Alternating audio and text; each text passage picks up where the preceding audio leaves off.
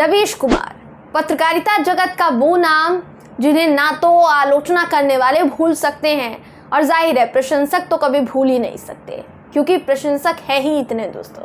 इन्हीं रवीश कुमार जी की फिल्म आने वाली है जिसका नाम क्या है? जिसका नाम है व्हाइल वी वॉच्ड। ये फिल्म भारत में कब रिलीज होगी दोस्तों ये तो नहीं पता।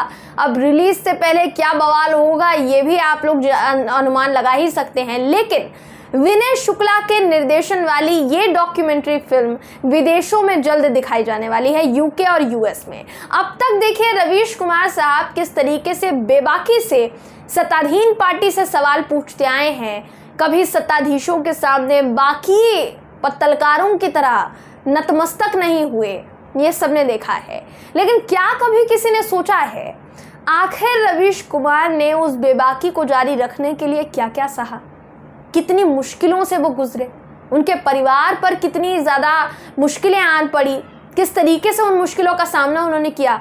रवीश कुमार का वो दर्द द गार्डियन के एक आर्टिकल में सामने आया है दोस्तों, जो इस वीडियो में हम आपको बताएंगे। नमस्कार, मेरा नाम है जयंती झा और आप देख रहे हैं भारत वॉइस। एनडीटीवी का मशहूर चेहरा, कभी किसी के दिमाग में, किसी की जुबान पर एनडीटीवी का नाम आ जाए तो बिना जाने बूझे एक ही चेहरा सामने आता था, वो रवीश कुमार साहब का था। और अभी भी एनडीटीवी का नाम लेते हैं तो रवीश कुमार जी सबके दिमाग में आ जाते होंगे। देखिए उन्हीं रवीश कुमार ने जब एनडीटीवी छोड़ा था दोस्तों, तो उनके प्रशंसकों का मानो दिल जो है वो बाहर आ गया हो कि अब उन्हें टीवी पर ऐसी बेबाक आवाज़ देखने को नहीं मिलेगी। असल में यही रवीश कुमार ने कमाया है, उनकी मेहनत के कमाए हुए दर्शक जो उन्हें पसंद करते हैं, उनकी मेहनत के कमाए हुए वो दर्शक जो उन्हें कभी नहीं भूल सकते। यही कारण है कि आज रवीश कुमार पर फिल्म बन रही है दोस्तों, विदेशों में देखी जाएगी। बाकी के पत्रकारों की क्या हालत है वो आप समझ ही सकते हैं। इस डॉक्यूमेंट्री फिल्म को लेकर विनय शुक्ला ने द गार्डियन को दिए इंटरव्यू में रवीश कुमार को लेकर जो बताया है कि रवीश कुमार ने उनसे कितनी सारी चीज़ें साझा की, वो किसी को भी हैरान कर देगा दोस्तों। रवीश कुमार ने किस तरीके से अपने परिवार के लिए धमकियां सही हैं, अपनी पत्नी, अपने बच्चों के लिए धमकियां सही हैं, गला काट देने तक की धमकियां सही हैं, ये सब कुछ इस आर्टिकल में लिखा है। कोई भी पढ़ेगा तो उसके पैरों तले जमीन खिसक जाएगी। विनय शुक्ला का क्या कहना है वो सुनिए। विनय शुक्ला का कहना है कि रवीश के मुताबिक वो अपने ही देश में ऐसे रहते हैं जैसे उन्हें देश निकाला दे दिया गया हो।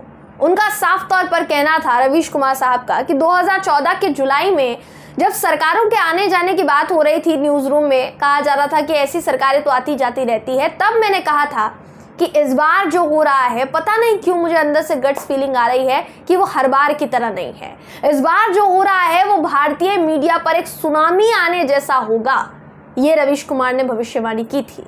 इसके बाद एक झटके में न्यूज़ रूम के पूरे ढांचे को तोड़ दिया गया, बदल दिया गया। रवीश कुमार कहते हैं कि मुझे बहुत दुख हुआ कि इसके खिलाफ कोई ऐसा पत्रकार नहीं था जो खड़ा हो और बोले कि नहीं आप पत्रकारिता को खत्म नहीं कर सकते। रवीश कुमार आगे बताते हैं कि मैं एक डरपोक आदमी हूँ, मेरे मन में एक भावना ये थी कि बस मुझे कुछ भी करना है, लेकिन कोई भी ऐसा काम नहीं करना जो गलत हो, कुछ भी गलत नहीं करना है। जब उन्होंने सोशल मीडिया पर मुझे लगातार ट्रोल करना शुरू किया, मुझ पर हमले शुरू किए, तो मैं इसे संभाल नहीं सका। एनडीटीवी ने समझा कि मुझे सुरक्षा की ज़रूरत है, लेकिन उससे ज़्यादा मुझे काउंसलिंग की भी ज़रूरत थी, क्योंकि इससे मेरे मानसिक तौर पर मुझे परेशानी हुई थी। मैंने सोना बंद कर दिया। मैं अपने और अपने परिवार के लिए पैदा हो रहे खतरे के बारे में और सोचते सोचते जागता रहता था।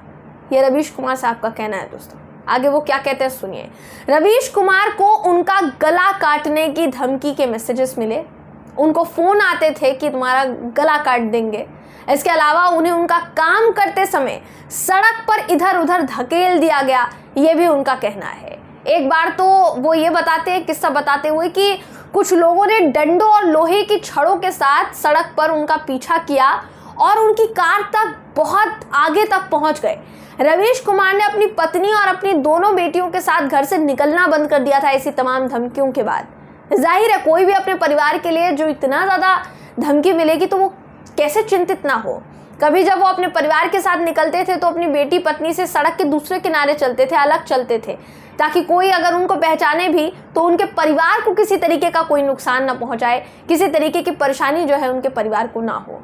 तो ये रवीश कुमार साहब ने सहा है, जो कि विनय शुक्ला को उन्होंने तब बताया जब विनय शुक्ला और रवीश कुमार के बीच इस डॉक्यूमेंट्री को लेकर बातचीत हुई होगी और डॉक्यूमेंट्री जो है बनाई जाने वाली होगी। दोस्तों उस वक्त ये सारी बातचीत हुई, ऐसा विनय शुक्ला ने द गार्डियन की इंटरव्यू में बताया है। जो जो अभी तक रवीश कुमार साहब ने सहा है वो सब कुछ उन्होंने बताया है। बाकी का जो भी प्रकरण है, जो भी घटनाएं उनके साथ घटी, वो सब कुछ इस फिल्म में दिखाया गया है। दोस्तों ये इस ट्रेलर से, इस फिल्म के ट्रेलर से मालूम होता है। इसका जो ट्रेलर आया है वो ट्रेलर देखकर किसी को समझ में आ सकता है कि रवीश कुमार किन किन चीज़ों से गुजरे होंगे और किस लिए। सिर्फ इसलिए क्योंकि उन्होंने देश की सत्ताधीन पार्टी से आंख में आंख मिलाकर सवाल पूछे, आंख में आंख डालकर सवाल पूछे। कभी वो डरे नहीं, कभी झुके नहीं, कभी उन्होंने हार नहीं मानी, कभी दूसरे पत्रकारों के जैसे कॉम्प्रोमाइज़ नहीं किया। हर चीज़ में वो सामने रहते थे। और कभी भी देखिए, जब हर तरफ आपको एक ऐसा एनवायरनमेंट मिले जहाँ पर कोई सवाल नहीं पूछ रहा है, तब आपकी नज़रें एक ऐसे शख्स को ढूंढने लग जाती हैं जो सत्ता से सवाल पूछेगा, जो आपके लिए सवाल करेगा, जो आपके मुद्दों को उठाएगा, जो सरकार से उनकी नाकामियों पर सवाल पूछेगा। क्योंकि सवाल पूछना एक पत्रकार का काम है, आप उसे उसका काम करने से नहीं रोक सकते हैं।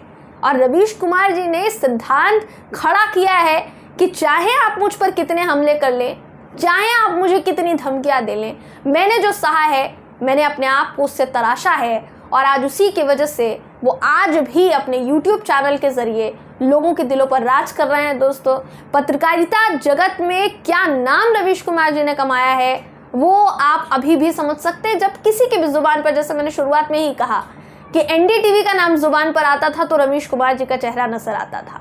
अब रवीश कुमार जी ने जब NDTV छोड़ा तो तभी से ये कहा जाने लगा कि अब मेन स्ट्रीम मीडिया से एक ऐसा चेहरा लुप्त हो गया है जो वाकई में बेबाक था, जो वाकई में एक ऐसा शख्स, एक ऐसा पत्रकार जिसने कभी भी पीछे मुड़कर नहीं देखा, कभी भी सत्ता से सवाल पूछने से वो झिझके नहीं, डरे नहीं। ये अभी इस वक्त रवीश कुमार साहब की छवि है।